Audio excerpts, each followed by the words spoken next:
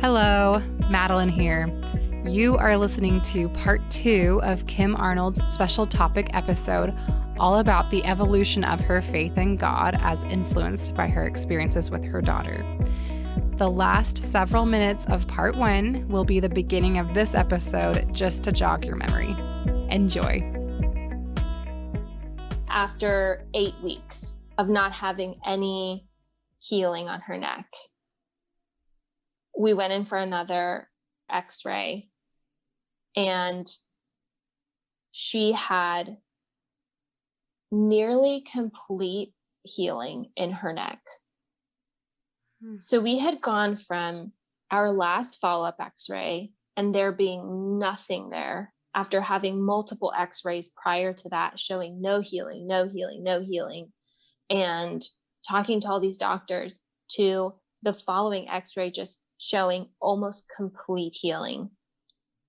And our neurosurgeon looked at me and he was like, I don't know what to tell you. Like, it's almost completely healed.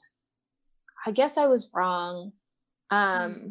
He's like, that was definitely like a day and night type of change. But, he said, give us another couple weeks of healing time, and I think we can leave the collar behind. Wow. I remember walking out of that doctor visit and walking over to my mom's car, and we just were crying hysterically. Just so emotional that had happened. But I think why that was a turning point wasn't because she had been healed, but it was because we had been in such a vulnerable place, and we'd been praying for so long and struggling with my faith and struggling with all of this. And it was like this tiny glimmer of, hey, I'm still here. I think because I had just gotten to the point where I was so broken down by the constant fracture and fracture and fracture. And then for her to fall and her neck, to almost lose her in the hospital that night. And then to see no healing, and here my doctors tell us that she's going to have to wear this collar for 3 years and all this stuff. And then also her head, which we're still dealing with that, but her skull fracture, this is the crazy part. Her skull fracture actually had a very rare complication, which only happens in 1% of pediatric skull fractures. The surgery to fix it, our doctor said, has never been done on a child with OI, especially not as young as Julianne. So he was like, I don't even know if I can fix it or what would happen if I tried. So he was like, I don't even know if I can fix it or what would happen if I tried. So all of these hits that we just kept taking, and then to get to this place where it was like this tiny, tiny little glimmer of, I'm still here, I think was huge for me. But it showed me that it's not, I can't wait for a miracle. If I had left my faith up to God showing me a miracle, then he would have healed Julianne the day she broke her arm. This never would have happened, But it's not about that. My faith has to be, I guess, I don't know what I'm trying to say. It's it's not reliant on what is God going to do for us? What is God going to give us? When is he going to heal us? When is he going to make our lives perfect? And especially in terms for Julianne, I don't want Julianne to see God that way, to where, one day she could fall, or she could be in an accident, or something else could happen where her life is at risk, or something major happens where she's in pain and there's a lot to happen. And I don't want her to look up to the heavens and wonder why God hates her. Instead, I want her to be able to feel those feelings, absolutely, but also understand that God hasn't left. even if you can't feel him in the moment. Mhm. I guess is what I'm trying to say. Yeah, that's such a tender story and so relatable. I think it's interesting that it seems easier to like look at Julianne and be like, "Oh no, God still loves you." And you more than anyone knows how tough everything is for her and everything she's been through at such a young age. And to be like, Mm-hmm. "No, I know that he still loves you." Like even though this is really hard. And I think it's just easier to look at our children or other people that we love and to see that and to know that when hard things are happening, it's not because he doesn't love them. But then I think it's just harder when it comes to us. It's harder to feel that love when you expect it to be fixed or, you feel like he caused it or, things like that. But I think that's I don't know, it's a really interesting insight where like we can look at our children and other people and be like, oh, of course he still loves them. Mm-hmm. And, it's the same for us. It's just harder to see that. Mm-hmm. Yeah, absolutely. Well, and again, it's like it was so hard for me to grapple with my faith during all of this. And I slowly started to understand, especially with almost losing her. I started to see that, when everything else is stripped away, there was no one else for me to scream to. And there's no one else for me to rely on, nothing else for me to reach out to. And I think one thing that really like changed the way I was viewing my faith during that time and what has really molded my faith until now is, again, going back to how Jesus came to the world. The intention was so that he could be made man to feel things that we felt and to feel human feelings and be here. And he even cried to the Father, crying, "Let this cup pass from me." Scared. Imagine how scared he must have been, knowing that his death was right around the corner, and the amount of fear and just vulnerability that he must have felt in that moment, knowing that this needed to happen, that was going to happen, and the pain that he was about to endure, and all the pain that he did endure, and yet still going through it. And I think that's one thing that we get wrong a lot of the time as Christians is we talk about hard times and faith as being like, oh, just put it in God's lap, leave it at God's feet, leave it at the feet of the altar if you've heard that in church. And we talk about it like it's this thing that we can just drop off our shoulders when it's not. It's not. And if it were that easy, then Jesus himself would have done it. But he didn't. He was scared and he was vulnerable. And I think that was showing us that we can be that too. Like having that faith doesn't mean that we're not going to be angry with him sometimes. Doesn't mean that we're not going to be scared. Doesn't mean that we're not going to be human. But at the end of the day, being able to understand that who God is doesn't change. And he wants to be there for those feelings. He wants you to let out those feelings. He wants to be there. And maybe his will isn't exactly what you would want it to be or what you're expecting. But that doesn't change who he is and how much he loves you. And that's hard. Again, that's easy to say, hard to do, and hard to know in those moments.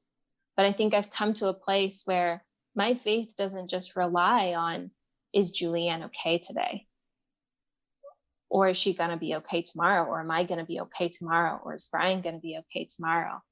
Because we never know. And it doesn't rely on healing or miracles or how we're feeling. And I allow that space to where my faith is something that I can allow myself to be angry and be frustrated and let out those emotions, knowing that God is there to take it in. And I don't even know what the word is, like take in our prayers. You know what I mean? Like take those in and try and understand. And again, I think that's something that I want Julianne to understand, is that you will be angry sometimes and you'll be frustrated and you'll probably question God at least a time or two, because we all do. But that doesn't change how much he loves you. And so you can question it all you want. That's not going to change the way he loves you. And he may show that to you in the way that you've asked for it, and he may show it to you in a completely different way. But trusting that that is still going to be true at the end of the day is the hard part, but that's what you have to do, I guess. Yeah. Yeah, I love that. I think it makes our relationship with him so much more resilient. So it's not like hinging on everything going well, because obviously things don't always go well. And in fact, Right. no one's life is perfect. Like if you look close enough, you'll see that. And I love that you give that license. Like, yes, I'll be angry and you'll be angry with him, but like that he's the unchanging one. We don't have to be, because we're human. But that really makes it into this really awesome relationship, I think, where it's not just this like, hey, I need this. Please, why aren't you doing this? Hey, I need this. Why aren't you doing this? But it's like, oh, like we're in this together. And I also love that you brought up, the example of Christ when he does submit to the will, where he doesn't want to. He's probably afraid and anticipating this incredible pain and death, but that he was submissive to it anyway, even though he knew it'd be hard, and be like, if he's asked to go through hard things, then why not me? He's perfect. He didn't deserve that. Like, I deserve this way more than he does, to go through pain. And so to be like, okay, like maybe I can try to follow that example. And that's one thing that I've tried to focus on, both with the whole Kimball thing and then other hard things in my life, is trying to emulate that submissiveness. And it's hard, and I'm not always like that, but the times where I'm like, yes, I trust that I'll be okay eventually, and that everything will work out how it's supposed to eventually, like even if it's not how I envision or want it to be, that it will be okay, and I'll go through what I need to go through, or whatever happens, without, I don't know, I guess just in a more of like head down, kind of like push through, like okay, here I go. And sometimes I'll be angry and I won't be perfect at it, but just aiming for that, I think, can be helpful instead of resisting and pushing back so much. Yeah. And like I said, like when we went through that situation with Julianne, I had so many thoughts. I mean, it was like, did God do this so that we would see that she had a fracture that we didn't know about? Because that was the conclusion that our surgeons had come to after 8 weeks of seeing absolutely no healing, which, if you know anything about bones, that's really weird. It's just weird. So it was like, did you do this on purpose for this reason? Or did you do this to just remind us that you're here? Or is this just one of those things that you allowed to happen, and it brought me to awaken my faith, or whatever it may be? Like, we never know exactly why he does what he does, or why he allows what he does. And it's hard to just, like you said, it almost, sometimes we're left with, well, we just got to keep our head down and keep pushing through and hope that it's going to be okay. But again, like I said, at the end of the day, I just feel like with Julianne, I want her to be able to see that, like, not only is the bad stuff not a marker for how God feels about you and loves you, but the good stuff that happens, I guess the good stuff is, right? Like, and I want her to know that, like, the good stuff is, and the bad stuff sometimes can be too, honestly, like, meaning like it can show God's love. Like, I think through everything that I've gone through, and through everything that Julianne will go through in her life, I think it'll be incredible for her to maintain her faith throughout. I think it's a beautiful story for us to see our kids go through hard times and for us to go through hard times and still be able to say that we give the glory to God. Because there are a lot of people who will see our situation and look at it as though God is not with us, God has left us, and they'll see us as evidence that God doesn't exist. So to have examples of people who maybe our lives don't look exactly like everyone else's does, but be able to stand up and say, I'm still going to love God. I'm still going to give him the glory at the end of the day, regardless of the hardships that we go through. I think that is beautiful. And regardless of whether that's exactly his, intent on why it's happening, we'll never know. But to be able to do that, I think is amazing. Yeah, I totally agree. And I also think of we want, ideally, it would be like, hey, heal him or heal her, make it better, fix it. But, obviously that hasn't happened for most of us. And, right. but I also think of but what of the healing of me and you? And, and even inside of them, the resiliency that they have developed and our resilience and the ability that we have found to still have a good life, to still enjoy life. And, I'm not pretending that oh, life is great now because he healed me and I'm always happy. No, we had to cancel our interview yesterday because I was feeling like crap. And so I think emotionally. And so I think it's realizing that he is there inside of us and that he can heal us. And we won't be made perfect or these oh, life is just perfect, but that he can give us the strength to bear what we are given, even if it feels like we're incredibly weak and we're not actually handling it. Well, we are getting through it, even if it hurts so bad, and so anyway, I just think that really helped me too, is to kind of have that shift of oh, but he's healing me. And which one's more miraculous? To have that healing from within or, of bones and necks and, all the rest. Yeah, absolutely.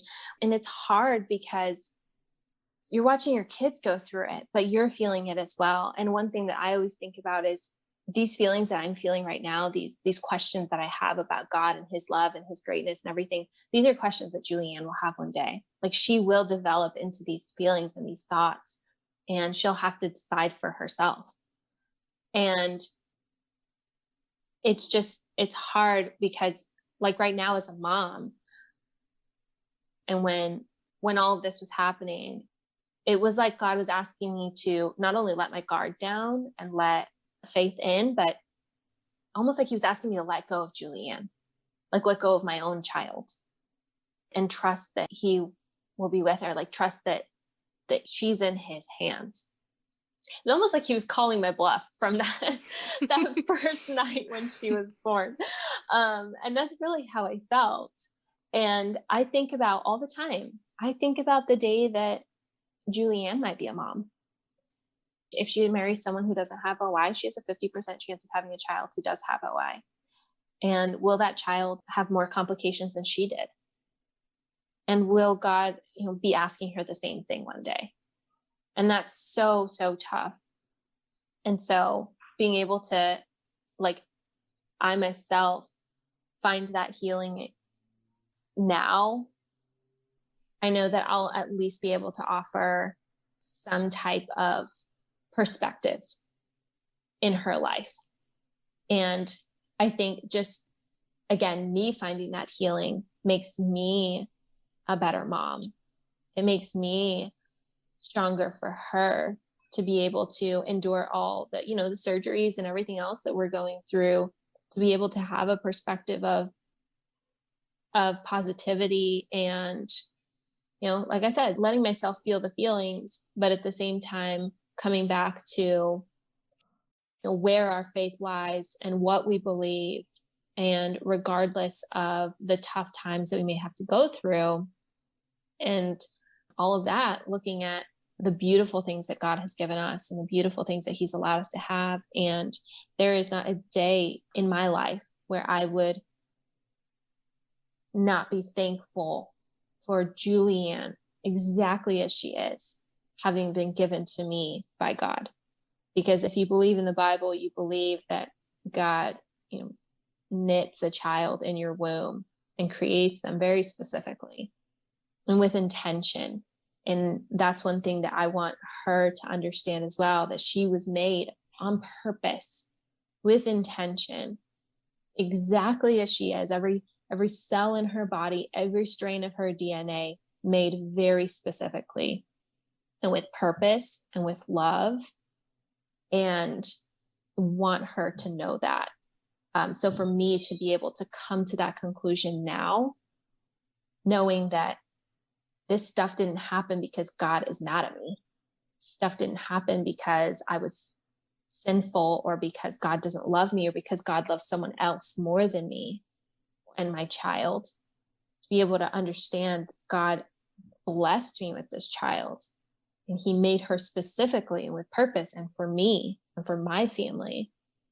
And he made me when I was a baby for my parents, and he made me as a parent to Julianne and blessed me with that role in my life. Just to find that now, I think it is going to help her so much the older she gets, because, your children, they'll look to you for advice. They'll look to you for, where do I go from here? And I know that in the moments when I was struggling with everything going on with Julianne, I talked to my mom about it, and I talked to my dad. And I know that even they struggled with it. But anyway, what I'm saying is, I think I want to be able to know that now, so that Julianne can know it the older she gets as well. Yeah, I love that so much.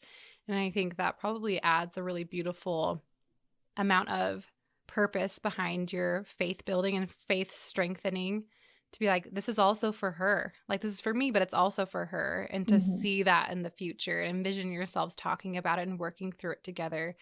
And like you mentioned before, the faith of someone, when you see someone who's had really hard things happen to them, and that they haven't had the miraculous healing that they probably wanted. But then to be like, but here they are, like, they still love God. They're still faithful. Like, that is so much more, like, that has so much depth to it. It is so beautiful. It's so, like, I think it is so real. And so I think she'll see that in you too. She'll see that and be like, wow, like, this was really hard for mom. And she stuck with her faith, and she allowed herself to question it, and she allowed herself to be angry, and she has rough days, but, like, she's still there with him. I think will be really, I don't know, just a very powerful example. Yeah. And like you said, I try to be very careful with when I do tell that story about what happened with Julianne's neck, because I don't want it to come across as, we had this miracle, and so I realized God loves us, because that's not what it was.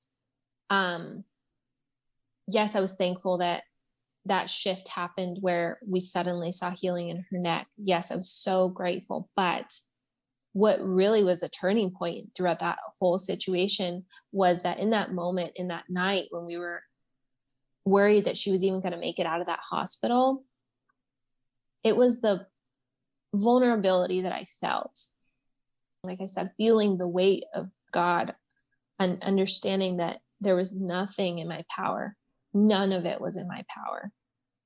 That I had to let her be in God's hands. There was nowhere else for me to put her. There's nowhere else for me to go. And being able to, in that moment, I forced myself to say, God, you are good. God, you are God. And regardless of what happens tonight, as crazy as this sounds, I had to force myself to be okay with, like, not letting her go as in, like, it's okay if she dies, because obviously that would not have been okay. Like, I would have broken every piece of me. But letting go of the situation and her in that moment, and understanding, God, there's nowhere else for me to put her. So I've got to put her in your hands. And I pray that the outcome is that she survives and that we're okay and that she can move on from this. But the faith and the brokenness and the vulnerability that I had to have in that moment to be able to communicate those words to God, or to feel those words in my heart, that's what changed my faith. It was, this isn't about a miracle.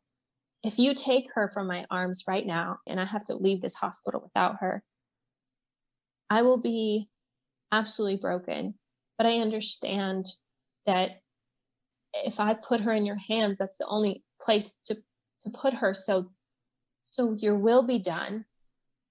And just pray that this not be it.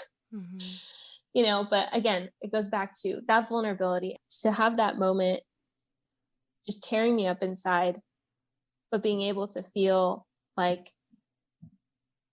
God, we're in your hands. And I've prayed this prayer before, because I did the night that she was born, and things didn't go our way. And knowing full well things may not go our way this time either. But at the end of the day, I will force myself to praise you, and I will force myself to say that you are God, because that's what I have to believe. That's what I believe. That's where I rest my faith on. That was the turning point for me. Not the miracle, not the healing. It's just breaking down completely and realizing that God is the only one who really has the control over my life, over her life, over what happens from here. And if I believe that he's good, then I have to believe that there is good in it, even if the result isn't what I'm hoping for. Yeah, like it goes back to that submission. Like you were being so submissive in saying, but if not, Yeah. but if this is not, I'll also accept that, with totally, like you say, like not even wanting to like really even go into like what that might feel like, knowing it'd be horrendous and nightmarish, but like to be like, heal her. But if not, like I'm still here. And I love that you said that was your turning point, because that's a very, like you say, a very vulnerable place to be, and a place full of decision on your part. Like it was completely up to you. Like you were the one who turned yourself over to him, or turned her over to him. And I think you proved to yourself your faithfulness to him. You're like, yeah, I am faithful to God. Like this is real. Like this is my relationship. And I think that is something that could be with you your whole life. Like that faithfulness and loyalty in the midst of really, really hard stuff. I mean, this is really hard stuff, right? Like we can sit here and talk about it, but to really be in that situation, is unbelievable. Yeah. And that's why I say it all the time. Like, and I've told people this, one really large, I think, no, I won't say disservice, but one thing that I think a lot of, we go to church and we hear people talk about going through hard times, and they say, leave it at the altar, and they say, put it in God's hands, and they say, pray about it. We say all these things to people, but when you're in the moment, when you're in that position, because like I said, I felt like I was being asked to give up my child and like let go of her in order for her to be in his hands. And so to be in that moment of like fear and pain, it's not easy to just say, it's all for you, God. Like, I'm just going to leave it at your feet and walk away. Like, I'm not going to stress about it. When our kids are sick, when we're taking them to therapies and doctor's visits, and we get bad news from doctors, or their situations change or whatever, it's easy for other people to just tell us to pray about it and it'll be fine. But it's not. It's really not. And that's not the case. And so that's why I always say, like, allow yourself to feel the feelings, because God doesn't want you to be perfect. He knows that you're not. He wants you to be vulnerable and feel what you need to feel. And I think in that vulnerability is where he really is glorified. Because in those moments in the hospital, and like I said, in these tiny moments where we're afraid and confused, and it's not just about praying and leaving it at his feet, that vulnerability that we bring to him, that fear, that all of it, and still being able to, push ourselves to say, you know what, but if not, that I think is the core of us glorifying him. Yes. I love all of that so much. Well, thank you so much, Kim. I feel like we could do like several episodes on this. It's kind of hard to like wrap it up. But They're deep questions. It is. For sure. And there's so many facets, but Mm-hmm. I appreciate so much your vulnerability and sharing this really, really tender experience.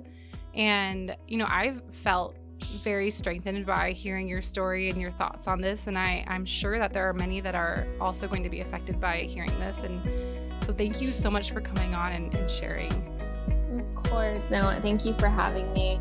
Thank you so much for having me. If this episode brought up any confusing emotions about your own belief systems, religious or otherwise, and you think you could use the help of a professional to guide you through that, I invite you to check out our sponsor, BetterHelp. They are an online service that offers licensed therapists via teletherapy.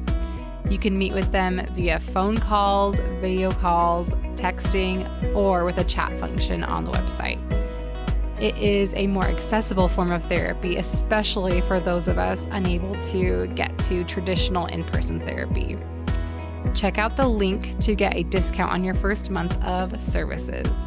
And every subscription supports this podcast, which I so appreciate. So check that out if you are interested.